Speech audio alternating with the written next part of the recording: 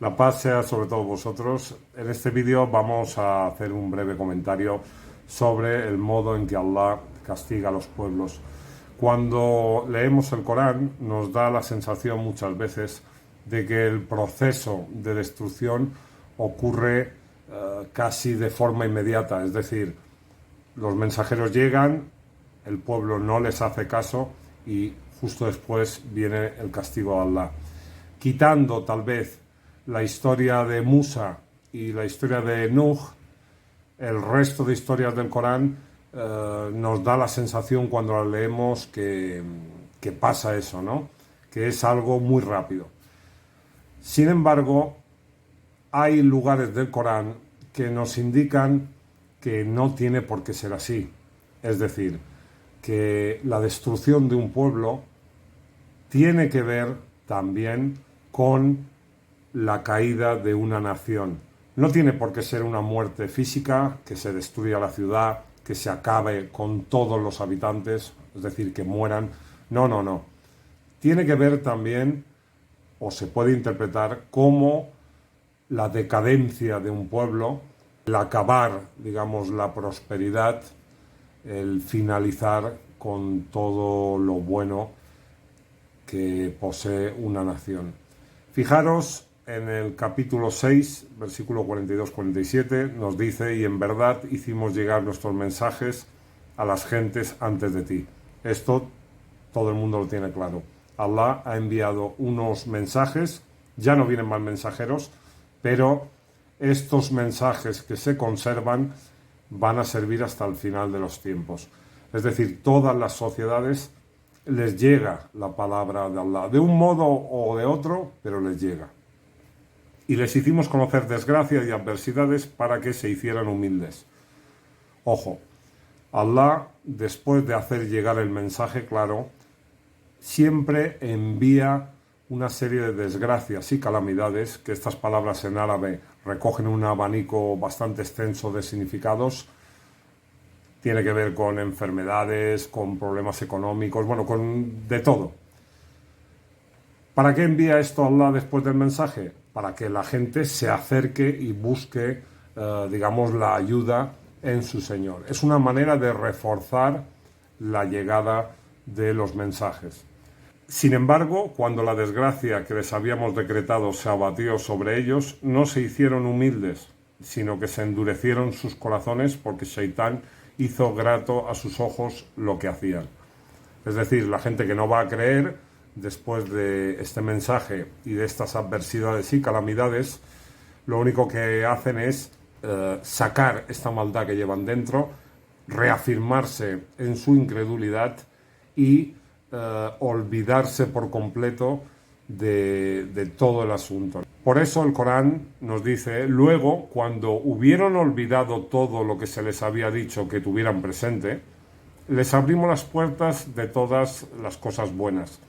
Es decir, cuando ellos ya piensan que, bueno, que esto ya ha pasado, ya vino este mensajero o este mensaje, nos vinieron una serie de desgracias, pero bueno, todo esto ya ha pasado, nosotros estamos en lo nuestro, no ocurre nada, la vida sigue.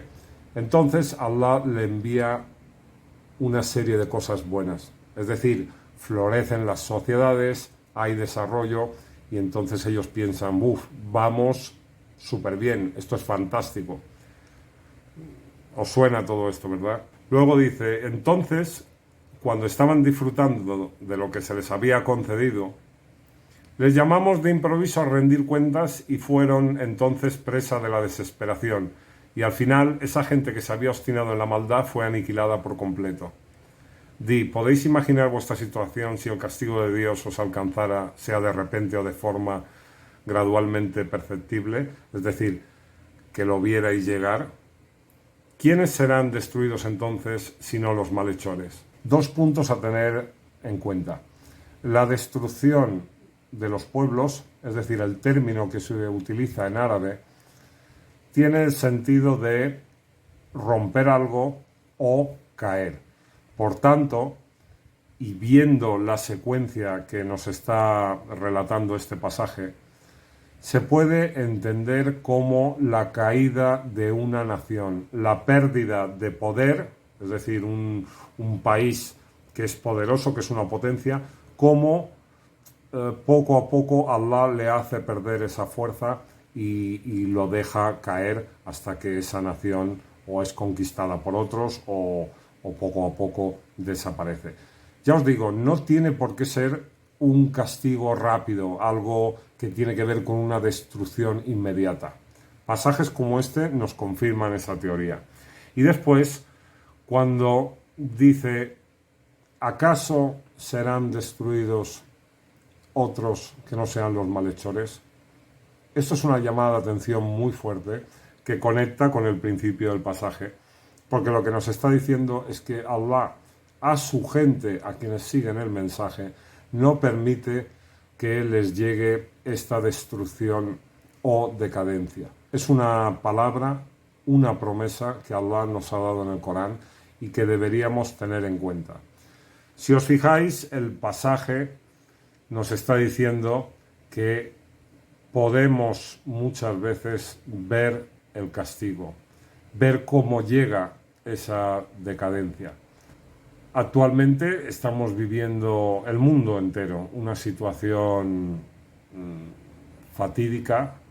Vienen malos tiempos, muy malos tiempos. Nuestro Creador nos dice con total claridad que aquellos que se agarren a su guía, que aquellos que lleven sus vidas por el camino de Allah, no serán alcanzados por la destrucción. Hay que pensar en esto.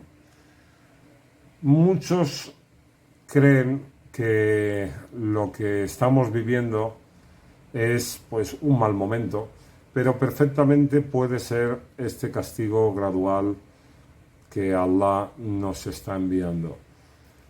Pensar que cuando la gente era más religiosa, por decirlo de algún modo, estos canallas que nos están dominando hoy día no tenían tanta fuerza. Eran usureros que muchas veces incluso se escondían para llevar a cabo sus delitos. Hoy día ya no se esconden, hoy muestran la cara, hoy no se cambian el apellido y actúan con total impunidad, les da igual absolutamente todo. No tenemos que hacer nada nosotros, nada especial, ningún plan, ningún movimiento, nada. Es una cosa que Allah ya lo ha dicho en el Corán y es Allah quien salda las cuentas directamente con esta gente. Entonces, lo único que tenemos que hacer es volver a su libro y eso es lo que nos permitirá escapar al mal de nuestra época. Un saludo y que la paz sea sobre todos vosotros.